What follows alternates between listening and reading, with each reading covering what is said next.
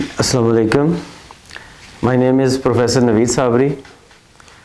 I teach at UCP, Punjab College and PAC.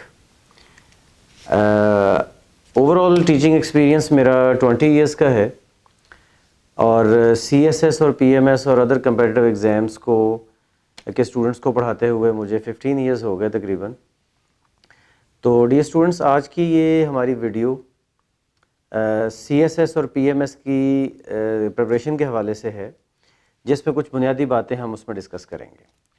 तो इस छोटी सी हम आपके साथ जो इंटरेक्शन है उसमें मैं आपको कुछ स्टेप बाय स्टेप चीज़ें बताऊंगा कि अक्सर स्टूडेंट्स पूछते हैं हमसे कि जी हमने CSS की तैयारी करनी है तो हम कैसे, कहाँ से स्टार्ट करें, क्या करें और स्टेप बाय स्टेप क्या है.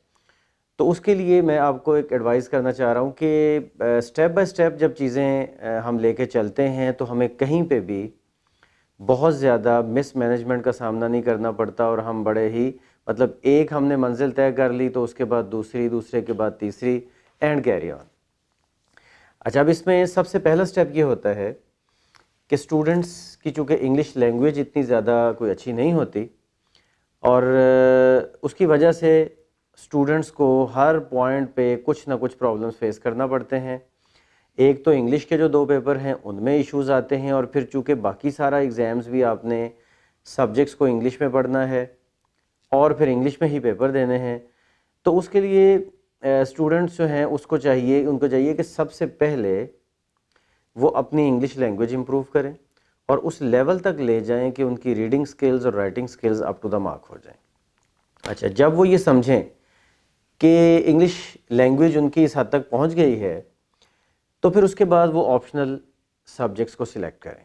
जो भी उन्होंने ऑप्शनल सब्जेक्ट रखते हैं अपनी इंटरेस्ट के मुताबिक, अपने प्रीवियस नॉलेज के मुताबिक, वो ऑप्शनल सब्जेक्ट्स को सिलेक्ट करें और उसके बाद फिर वो उन्हीं ऑप्शनल सब्जेक्ट्स को और कंपलसरी सब्जेक्ट्स को सेल्फ स्टडी करें.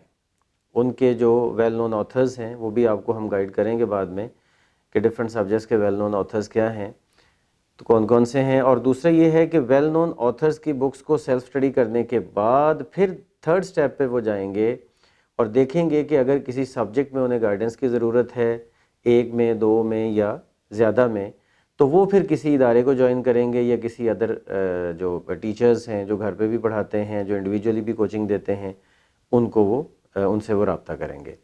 और एट द एंड फिर जो फिफ्थ हमारा जो स्टेप होता है वो है टेस्ट सेशन के एग्ज़ाम के करीब जाके आप इतने कॉम्प्रिहेंसिव किस्म के टेस्ट दें, सिलेबस के मतलब छोटे टेस्ट भी और फिर हाफ सिलेबस का, फिर फुल सिलेबस का. इस तरीके से एग्ज़ाम के करीब जाके जब आप ये टेस्ट वगैरह देते हैं तो तब आप अपने आप को एक फुली प्रिपेयर्ड पर्सन समझते हैं.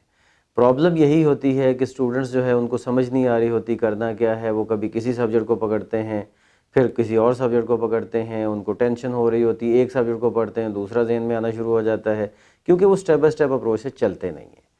तो ये मेरा आज की इस जो है वो वीडियो का एक मैसेज है कि हमें CSS और PMS की प्रिपरेशन में स्टेप बाय स्टेप अप्रोच के साथ चलना है.